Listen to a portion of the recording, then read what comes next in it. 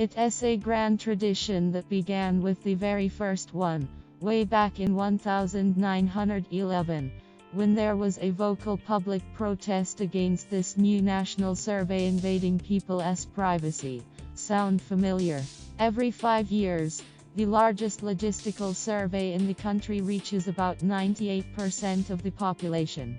The invaluable results help determine the vital infrastructure, healthcare and education needs of the country and gives those who determine the direction of the nation an unparalleled database to draw upon. But every census has its conspiracy theories, and the 2016 survey is no different. So, if you are concerned the Australian Bureau of Statistics is going to sell your personal information to the highest bidder, or that declaring yourself to be without religion could be akin to putting a gun to the heads of Santa Claus and the Easter Bunny, read on, because here we are to debunk the 5 greatest myths of the 17th Australian Census of Population and Housing. Myth: I have to fill the census form in on Census Day. Fact: believe it or not, the aim of the census is not to find people, it is to establish the most comprehensive database of the Australian population possible, hence why the ABS likes to get as close to a 100% completion rate as it can. This means you have until September 23, yes, 6 weeks after census night, to get it done. Though it is meant as a snapshot of the population on August 9, don't panic if your online instructions haven't arrived/were thrown out/eaten by the neighbor's dog.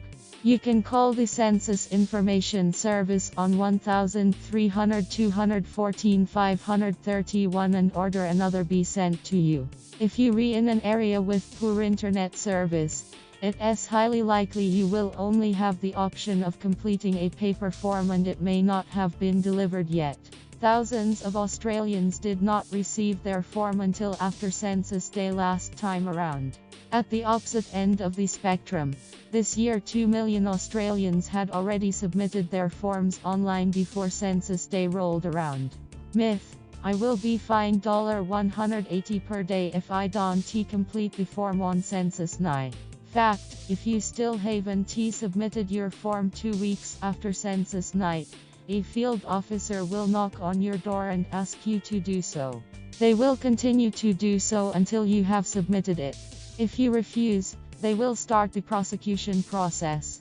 Less than 100 fines were issued last census, and only to people who straight up refused to complete it. You will not be penalized for forgetting to fill it in or for completing it late. No one has ever been fined for being late with their census form. The fines are only if you eyes open refuse to a census collector. Chris Libreri, General Manager of the Census and Statistical Network Division, said. Myth: Christmas will be cancelled if I mark no religio. Fact: right-wing activists are currently spreading misinformation, urging people not to mark no religion, saying it will lead to Islam being the predominant religion in Australia. The fact is, Australia is a long way from having to sacrifice the much-loved Christian traditions of Christmas turkey and Easter chocolate. In the 2011 census, just 2% of the population identified as Muslim, while 61% identified as Christian, 22.3% said they had no religion. There were more Buddhists, 5%, than Muslims. So, unless about 7 million Christians have converted to Islam in the past 5 years, there is about as much chance of Australia becoming a Muslim nation as the tooth fairy filling in a census form on Tuesday night. If you don't practice a religion, mark yourself as non-religious. Pretty simple, really. Myth: the ABS will sell our information to private company. Fact: media reports leading up to the census, based on Freedom of Information requests for internal ABS emails, claimed the Australian Bureau of Statistics was preparing to sell census data for profit. Not so, said Mr. Libreri. Census data is free and will always be free, he said. The only time we ever charge for census data is for large files to cover only the costs. Myth: My privacy is being invaded. Fact: privacy concerns are a concern raised at each and every census, with some of the data collected of a personal nature. This time, however, the controversy has been heightened, with it now compulsory to include your name and address on the form.